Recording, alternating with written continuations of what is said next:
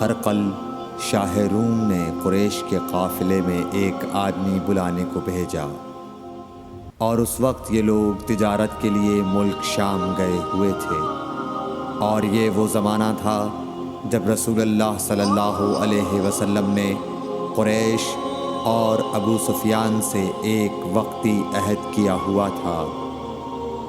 جب ابو سفیان اور دوسرے لوگ ہرقل کے پاس ایلیا پہنچے جہاں ہرقل نے دربار طلب کیا تھا، اس کے گرد روم کے بڑے بڑے لوگ، علماء، وزراء و امراء بیٹھے ہوئے تھے۔ ہرقل نے ان کو اور اپنے ترجمان کو بلوایا، پھر ان سے پوچھا کہ تم میں سے کون شخص مدعی رسالت کا زیادہ قریبی عزیز ہے؟ ابو سفیان کہتے ہیں کہ میں بول اٹھا کہ میں اس کا سب سے زیادہ قریبی رشتہ دار ہوں۔ یہ سن کر ہرقل نے حکم دیا کہ اس ابو سفیان کو میرے قریب لا کر بٹھاؤ اور اس کے ساتھیوں کو اس کی پیٹھ کے پیچھے بٹھا دو۔ پھر اپنے ترجمان سے کہا کہ ان لوگوں سے کہہ دو کہ میں ابو سفیان سے اس شخص یعنی محمد صلی اللہ علیہ وسلم کے حالات پوچھتا ہوں۔ اگر یہ مجھ سے کسی بات میں جھوٹ بول دے تو تم اس کا جھوٹ ظاہر کر دینا۔ ابو سفیان کا قول ہے کہ خدا کی قسم اگر مجھے یہ غیرت نہ آتی کہ یہ لوگ مجھ کو جھٹلائیں گے تو میں آپ صلی اللہ علیہ وسلم کی نسبت ضرور غلط گوئی سے کام لیتا۔ خیر، پہلی بات جو ہرقل نے مجھ سے پوچھی وہ یہ کہ اس شخص کا خاندان تم لوگوں میں کیسا ہے؟ میں نے کہا وہ تو بڑے اونچے عالی نسب والے ہیں۔ کہنے لگا اس سے پہلے بھی کسی نے تم لوگوں میں ایسی بات کہی تھی؟ میں نے کہا نہیں۔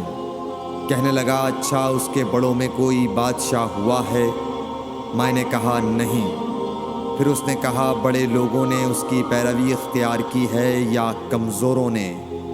میں نے کہا نہیں، کمزوروں نے۔ پھر کہنے لگا اس کے تابعدار روز بڑھتے جاتے ہیں یا کوئی ساتھی پھر بھی جاتا ہے؟ میں نے کہا نہیں۔ کہنے لگا کیا اپنے اس دعویٰ نبوت سے پہلے کبھی کسی بھی موقع پر اس نے جھوٹ بولا ہے؟ میں نے کہا نہیں، اور اب ہماری اس سے صلح کی ایک مقررہ مدت ٹھہری ہوئی ہے، معلوم نہیں وہ اس میں کیا کرنے والا ہے۔ ابو سفیان کہتے ہیں میں اس بات کے سوا اور کوئی جھوٹ اس گفتگو میں شامل نہ کر سکا۔ ہرقل نے کہا کیا تمہاری اس سے کبھی لڑائی بھی ہوئی ہے؟ ہم نے کہا کہ ہاں۔ بولا پھر تمہاری اور اس کی جنگ کا کیا حال ہوتا ہے؟ میں نے کہا لڑائی ڈول کی طرح ہے، کبھی وہ ہم سے میدان جنگ جیت لیتے ہیں اور کبھی ہم ان سے جیت لیتے ہیں۔ ہرقل نے پوچھا وہ تمہیں کس بات کا حکم دیتا ہے؟ میں نے کہا وہ کہتا ہے کہ صرف ایک اللہ ہی کی عبادت کرو، اس کا کسی کو شریک نہ بناؤ، اور اپنے باپ دادا کی شرک کی باتیں چھوڑ دو، اور ہمیں نماز پڑھنے، سچ بولنے، پرہیزگاری اور صلہ رحمی کا حکم دیتا ہے۔ یہ سب سن کر پھر ہرقل نے اپنے ترجمان سے کہا کہ ابو سفیان سے کہہ دے کہ میں نے تم سے اس کا نسب پوچھا تو تم نے کہا کہ وہ ہم سے عالی نسب ہے، اور پیغمبر اپنی قوم میں عالی نسب ہی بھیجے جایا کرتے ہیں۔ میں نے تم سے پوچھا کہ دعویٰ نبوت کی یہ بات تمہارے اندر اس سے پہلے کسی اور نے بھی کہی تھی؟ تو تم نے جواب دیا کہ نہیں۔ تب میں نے اپنے دل میں کہا کہ اگر یہ بات اس سے پہلے کسی اور نے کہی ہوتی تو میں سمجھتا کہ اس شخص نے بھی اسی بات کی تقلید کی ہے جو پہلے کہی جا چکی ہے۔ میں نے تم سے پوچھا کہ اس کے بڑوں میں کوئی بادشاہ بھی گزرا ہے؟ تو تم نے کہا کہ نہیں۔ تو میں نے دل میں کہا کہ ان کے بزرگوں میں سے کوئی بادشاہ ہوا ہوگا تو کہہ دوں گا کہ وہ شخص اس بہانے اپنے آباء و اجداد کی بادشاہت اور ان کا ملک دوبارہ حاصل کرنا چاہتا ہے۔ اور میں نے تم سے پوچھا کہ اس بات کے کہنے یعنی پیغمبری کا دعویٰ کرنے سے پہلے تم نے کبھی اس کو دروغ گوئی کا الزام لگایا ہے؟ تم نے کہا کہ نہیں۔ تو میں نے سمجھ لیا کہ جو شخص آدمیوں کے ساتھ دروغ گوئی سے بچے وہ اللہ کے بارے میں کیسے جھوٹی بات کہہ سکتا ہے۔ اور میں نے تم سے پوچھا کہ بڑے لوگ اس کے پیرو ہوتے ہیں یا کمزور آدمی؟ تم نے کہا کمزوروں نے اس کی اتباع کی ہے۔ تو دراصل یہی لوگ پیغمبروں کے متبعین ہوتے ہیں۔ اور میں نے تم سے پوچھا کہ اس کے ساتھی بڑھ رہے ہیں یا کم ہو رہے ہیں؟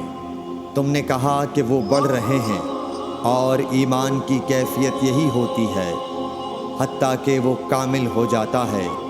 اور میں نے تم سے پوچھا کہ آیا کوئی شخص اس کے دین سے ناخوش ہو کر مرتد بھی ہو جاتا ہے؟ تم نے کہا نہیں۔ تو ایمان کی خاصیت بھی یہی ہے، جن کے دلوں میں اس کی مسرت رچ بس جائے وہ اس سے لوٹا نہیں کرتے۔ اور میں نے تم سے پوچھا کہ آیا وہ کبھی عہد شکنی کرتے ہیں؟ تم نے کہا نہیں۔ پیغمبروں کا یہی حال ہوتا ہے، وہ عہد کی خلاف ورزی نہیں کرتے۔ اور میں نے تم سے کہا کہ وہ تم سے کس چیز کے لیے کہتے ہیں؟ تم نے کہا کہ وہ ہمیں حکم دیتے ہیں کہ اللہ کی عبادت کرو، اس کے ساتھ کسی کو شریک نہ ٹھہراؤ، اور تمہیں بتوں کی پرستش سے روکتے ہیں، سچ بولنے اور پرہیزگاری کا حکم دیتے ہیں۔ لہٰذا اگر یہ باتیں جو تم کہہ رہے ہو سچ ہیں تو ان قریب وہ اس جگہ کا مالک ہو جائے گا کہ جہاں میرے یہ دونوں پاؤں ہیں۔ مجھے معلوم تھا کہ وہ پیغمبر آنے والا ہے، مگر مجھے یہ معلوم نہیں تھا کہ وہ تمہارے اندر ہوگا۔ اگر میں جانتا کہ اس تک پہنچ سکوں گا تو اس سے ملنے کے لیے ہر تکلیف گوارا کرتا۔ اگر میں اس کے پاس ہوتا تو اس کے پاؤں دھوتا۔ ہرقل نے رسول اللہ صلی اللہ علیہ وسلم کا وہ خط منگایا جو آپ نے وحیہ کلبی رضی اللہ تعالیٰ عنہ کے ذریعے حاکم بصرہ کے پاس بھیجا تھا، اور اس نے وہ ہرقل کے پاس بھیج دیا تھا۔ پھر اس کو پڑھا تو اس میں لکھا تھا، اللہ کے نام کے ساتھ جو نہایت مہربان اور رحم والا ہے۔ اللہ کے بندے اور اس کے پیغمبر محمد صلی اللہ علیہ وسلم کی طرف سے یہ خط ہے شاہ روم کے لیے۔ اس شخص پر سلام ہو جو ہدایت کی پیروی کرے۔ اس کے بعد میں آپ کے سامنے دعوت اسلام پیش کرتا ہوں۔ اگر آپ اسلام لے آئیں گے تو دین و دنیا میں سلامتی نصیب ہوگی، اللہ آپ کو دوہرا ثواب دے گا۔ اور اگر آپ میری دعوت سے روگردانی کریں گے تو آپ کی رعایا کا گناہ بھی آپ ہی پر ہوگا۔ اور اے اہل کتاب، ایک ایسی بات پر آ جاؤ جو ہمارے اور تمہارے درمیان یکساں ہے، وہ یہ کہ ہم اللہ کے سوا کسی کی عبادت نہ کریں اور کسی کو اس کا شریک نہ ٹھہرائیں، اور نہ ہم میں سے کوئی کسی کو خدا کے سوا اپنا رب بنائے۔ پھر اگر وہ اہل کتاب اس کتاب سے منہ پھیر لیں تو مسلمانوں، تم ان سے کہہ دو کہ تم مانو یا نہ مانو، ہم ایک خدا کے اطاعت گزار ہیں۔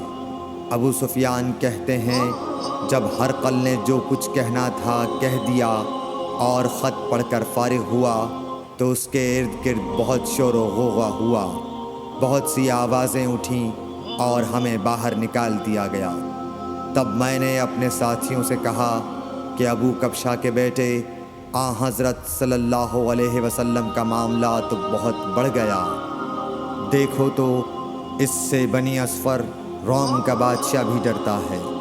مجھے اس وقت سے اس بات کا یقین ہو گیا کہ حضور صلی اللہ علیہ وسلم ان قریب غالب ہو کر رہیں گے، حتیٰ کہ اللہ نے مجھے مسلمان کر دیا۔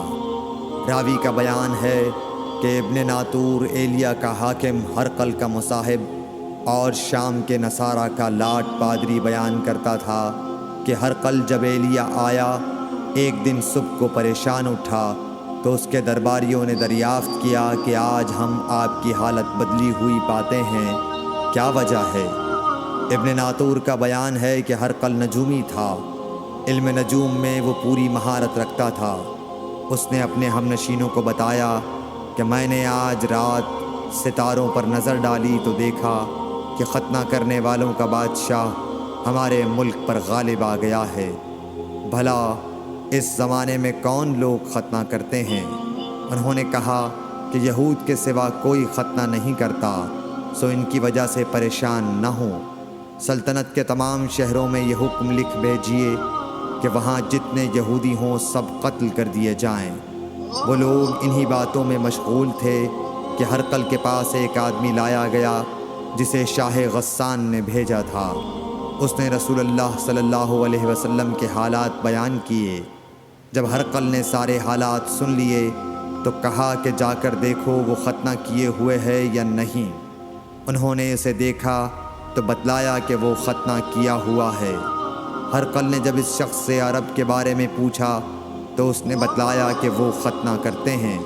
تب ہرقل نے کہا کہ یہی محمد صلی اللہ علیہ وسلم اس امت کے بادشاہ ہیں جو پیدا ہو چکے ہیں۔ پھر اس نے اپنے ایک دوست کو رومیہ خط لکھا اور وہ بھی علم نجوم میں ہرقل کی طرح ماہر تھا۔ پھر وہاں سے ہرقل حمص چلا گیا۔ ابھی حمص سے نکلا نہیں تھا کہ اس کے دوست کا خط اس کے جواب میں آ گیا۔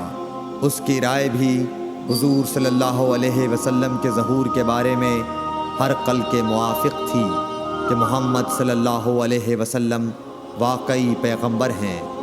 اس کے بعد ہرقل نے روم کے بڑے آدمیوں کو اپنے حمص کے محل میں طلب کیا اور اس کے حکم سے محل کے دروازے بند کر لیے گئے۔ پھر وہ اپنے خاص محل سے باہر آیا اور کہا، اے روم والو، کیا ہدایت اور کامیابی میں کچھ حصہ تمہارے لیے بھی ہے؟ اگر تم اپنی سلطنت کی بقا چاہتے ہو تو پھر اس نبی صلی اللہ علیہ وسلم کی بیعت کر لو اور مسلمان ہو جاؤ۔ یہ سننا تھا کہ پھر لوگ وحشی گدھوں کی طرح دروازوں کی طرف دوڑے مگر انہیں بند پایا۔ آخر جب ہرقل نے اس بات سے ان کی یہ نفرت دیکھی اور ان کے ایمان لانے سے مایوس ہو گیا تو کہنے لگا کہ ان لوگوں کو میرے پاس لاؤ۔ جب وہ دوبارہ آئے تو اس نے کہا، میں نے جو بات کہی تھی اس سے تمہاری دینی پختگی کی آزمائش مقصود تھی، سو وہ میں نے دیکھ لی۔ تب یہ بات سن کر وہ سب کے سب اس کے سامنے سجدے میں گر پڑے اور اس سے خوش ہو گئے۔ بالآخر ہرقل کی آخری حالت یہی رہی۔ صحیح بخاری حدیث نمبر 7۔